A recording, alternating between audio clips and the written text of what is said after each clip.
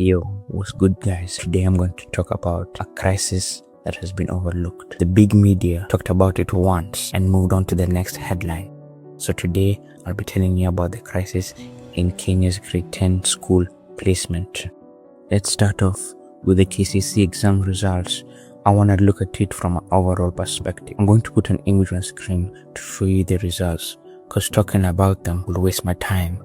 I asked an AI to put the numbers into a graph and add a percentage, and this is kind of confusing. So only 0.2% of students got a plain A, and if you add the A minus, only 1.1% of students got an A. The majority of the students, which are 56% of them, scored between a C minus and a D minus, and the 44% scored only D's. That's crazy to me, because how are the lowest scores the majority? Either we got shit teachers or shit students, and I'm gonna say neither, because the system is relying on failing students so they can't qualify for higher education. Let me break it down for you. Only 27.3% can get a direct qualification to university, while the rest of the 72.6% only get a diploma entry. For those of you curious about the gender divide, the number of people in total was 993,000. 492,000 were male, while the rest of the 500,000 were female. And if you're asking, why will the government want all the students failing? It's because if you can't get a higher score, you can't go to university. And if you can't go into university to become specialized in your field of expertise, you become cheap and easy labor. If the majority of students are getting these lower scores, then it means that there's an overflow of labor due to a high population of inexperienced workers. So having an overflow of uneducated people means cheap and easy labor, no worker protection, no retirement fund, easy exploitation, and the constant threat of losing your job to another person. It's easy supply and demand keep the jobs very low in quality and require high bar of knowledge required for the job, then keep an oversupply of workers who aren't qualified for the job. So offer the qualified individuals a lower wage, and if they complain, you can threaten them with the thought of losing their job. Yesterday, some very serious allegations have just broke the national headlines that apparently placement year students were grade 10 iko na crisis. And here's why. Reports are claiming that some senior schools in this country are extorting parents in order for the parents to secure a place for their children in these schools during the grade 10 senior school placement program. And if that wasn't enough, bado kuna reports that Ministry of Education bado ijafanya placement yao venye inafaa. Utapata dem ameplesiwa kwa chuo ya boy, then mzazi akitafuta an alternative school for huyu dem, inabidi bado ametoanishwa ganji. So swali yangu ni, mzazi atatumia maziwa yake kulipa fees ama kuvarisha nayo walimu? This raises serious concern of the rampant exploitation of the school placement process. Honestly, I don't know what this country is on, but this is not it. At the moment, you can clearly see that in Kenya, hard work does not pay, and the future simply lies on those who are willing to bribe their way through it. If you see things like this happening in a country, just know that our integrity is at an all-time low. It's so ironic that this is happening in schools. Penye watu wanafaa kunafunza moral, sasa hiyo wanajifunza nini? KCSE results ziko wapi? Ama bado ziko Christmas vacation? Kenyans, we can do better. As much as we have a leadership problem, we have a morality problem. Repost this video. Placement crisis. Now let's get into the main cause, the grade 10 placement crisis. The article I'm looking at says the system works mathematically, not in equity. Most of the learners are ending up in C3 and C4 placements. For those who don't know, those are bottom tier schools, and that's what 80% of learners end up in. So most of the students are ending up in the bottom tier, even though they're qualified for the lead tier, which is C1 and C2. So the real disappointment is inevitable. The issue is not the algorithm, but the lack of guidance, transparency, and investment in most of the schools. So we have a case of 20,000 learners applying to only 3 schools, which only can seat 1,500 people. These are elite schools, and they have an acceptance rate of 7.5%. So even though you saw through gender, population, performance, poverty, distance, and infrastructure constraints, it's already tough. And because there's an information gap, some families without proper information don't make realistic choices and then face frustration. It feels like a blind curtain without a clear explanation of quotas, acceptance rates, and criteria. So what do you think happens when no one knows what's going on? Both the parents and the learners start to distrust this process because it isn't fair, and transparent. Most kids are placed in C4 schools, which are local day schools. These schools carry out the bulk of the system, but are treated as default options rather than destinations. And then the media focuses on the elite schools and leaves out the C4 schools, which serve the majority. So the students feel like they've been robbed because the schools are seen as second tier. These C4 schools could be upgraded with STEM labs, digital infrastructure, and specialized pathways to make them attractive options. But the government doesn't do that because it needs uneducated people for cheap basic labor.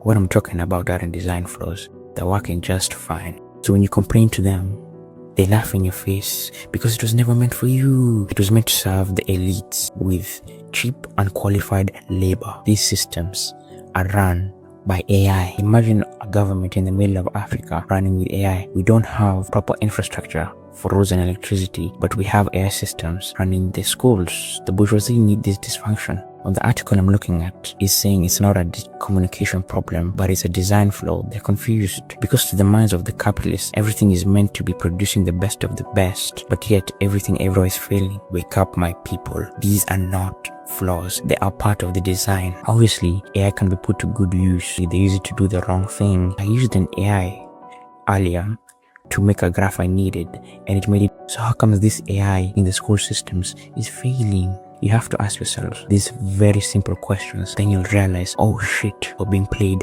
for fools. The sooner you realize this, the sooner we're gonna fix these problems. Because these problems only serve the bourgeoisie. So we need to wake up and find the proper solutions to these crises. It is now evident the country can no longer sustain free education to over 16 million students across primary and secondary schools. Treasury Cabinet Secretary John Mbadi says the capitation of 22,244 shillings per secondary school student is now no longer tenable, and the government can only manage 16,900 shillings per learner. Why then don't you come back to Parliament, tell us this money is not possible, tell the parents how they are going to address this issue of shortage, because schools cannot run without 16,000. And by the way, let us not live a lie. If you take all the children in Kenya who are in high school, senior secondary school, if you take all of them and divide with our budget, which we give them, it is less than 22,000 shillings. That is what I'm saying. We don't have the capacity as at now to finance free primary, free secondary. The CS, who was appearing before the Education Committee, said that owing to the high cost of examinations in the country, provision of the fees is no longer tenable, calling for scrutiny of the costs. The cost of running examination in this country, just like the cost of running elections in this country, is not tenable. And it is exaggerated. And the Ministry of Education has also acknowledged that, and they are working on it. It was not right to pay school examination for all the children of Kenya. It is not right. You subsidize people who cannot. We need to engage in this conversation. Do we really have the capacity to be paying everything for our children? Further, the CS has called for the consolidation of the NGCDF fund to fully fund free education in the country. These monies that we have all over the place, we could consolidate them. For example, if you give me back NGCDF, give me 40% that you have allocated to bursaries, give it back to me. It is going to be over 20 billion, 22. Give it back to me. It's going to disappear to the ministry. I add it to capitation. No, it will disappear to the ministry. For solution. Article 53 of the Constitution guarantees every child the right to free and compulsory basic education, to which free primary education was introduced in 2003, whereas free day secondary education was introduced 5 years later. Reporting for K24 TV, my name is Bentura Kwamboka. Early warnings.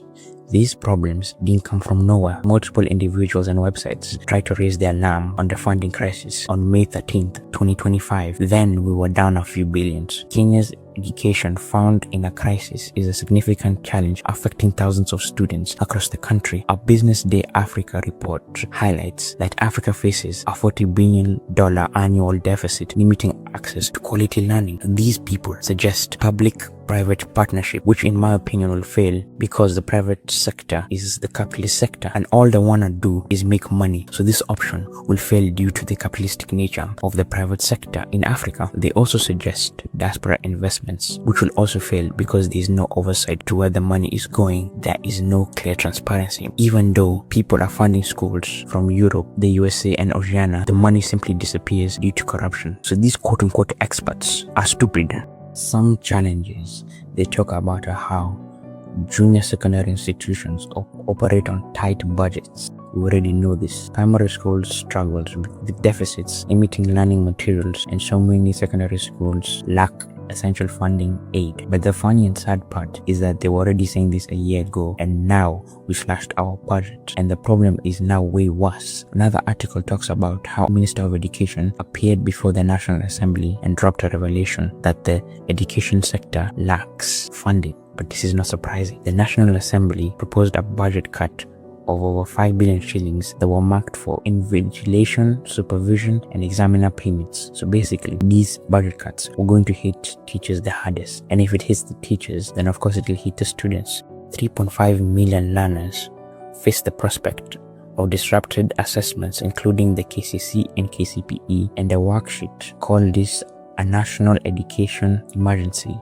over a year ago. These budget cuts targeted both exams and the school feeding programs. Article talks about how Parliament must reinstate this 5 billion, and it also talks about how the government should strengthen public-private financing models. Another point is how we must institutionalize transparency and accountability, and finally talks about how the education community must raise an unified voice. In my opinion, I've already said it, the public-private financing won't work, but I like that last point on the education community raising a unified voice. That's what we should do, because this is the future of the country we're talking about. How can we build the future of this country if no one is even qualified to build the future of the country? So everyone in the education sector, even those outside, they should all come in a unified voice and talk this shit to the government, because these guys are gambling. They're not even gambling. They're literally selling away our future. They're gonna die soon. All these politicians, they're old. They're not gonna last another 10, 20 years. They're about to check out soon. And what are they leaving us in? They're gonna leave us in deep shit. So we need to raise the unified voice. We need to raise the alarm and get these